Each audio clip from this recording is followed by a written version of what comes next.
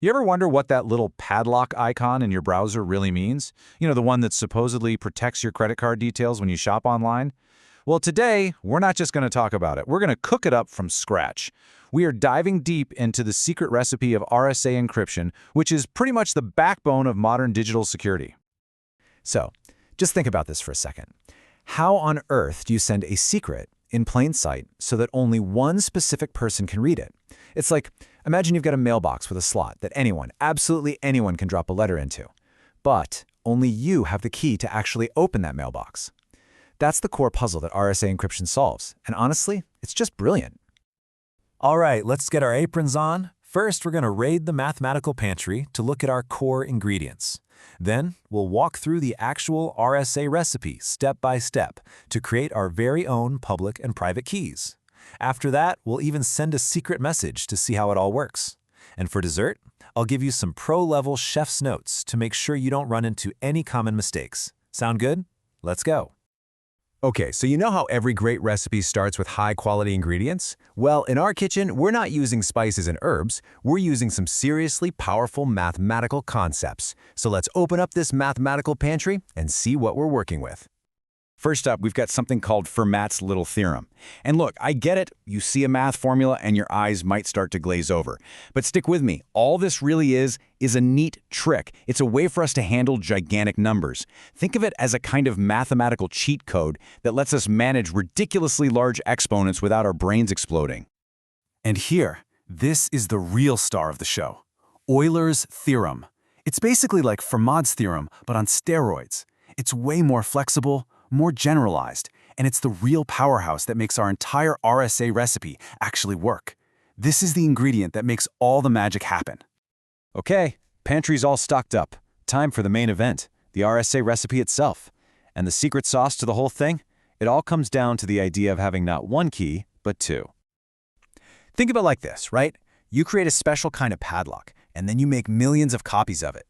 This padlock is your public key. You can give it to everyone, post it online, whatever. Anyone can use it to snap a lock on a box with a message just for you.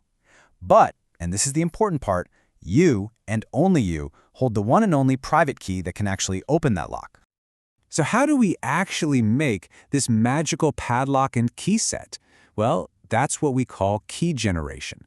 You can think of it as the prep work in the kitchen, all the chopping and measuring you have to do before the real cooking can even begin. So, step one, we need two secret ingredients, just a couple of very, very large prime numbers. We'll call them P and Q, and you have to keep these totally to yourself. Next, we mix them together, just multiply them to get a new number, N. This N is going to be part of our public padlock. Finally, we do a little bit of mathematical magic with our secret primes to get phi of N. This number is the real secret sauce that makes the whole recipe work. Now listen up, because this right here is the step where a lot of people mess up. It is crucial. We need to pick another number for our public key, we call it E, but it has a very specific rule. It has to be co-prime with our secret number, phi of N. Now that just means that the only whole number that divides into both of them is 1. If you get this wrong, the whole recipe is ruined. Your encryption is totally useless. So once we've picked our special E, we do one last piece of math magic to create D, our private key. This involves a really cool process. It's called the extended Euclidean algorithm, which basically works backward to find the one and only number that can unlock whatever E has locked. And that's it. You've just created a brand new pair of keys, a public key made of E and N that you can share with the whole world, and a private key, D and N, that you keep completely secret. All right, the prep work is done. Our keys are fresh out of the mathematical oven. Now for the fun part. Let's actually use them to send a top-secret message. So, say a friend wants to send you a secret message. We'll call their message M.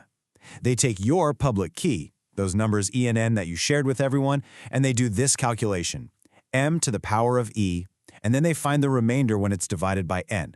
The result is the encrypted message, the ciphertext, C. It just looks like a totally random jumble of numbers.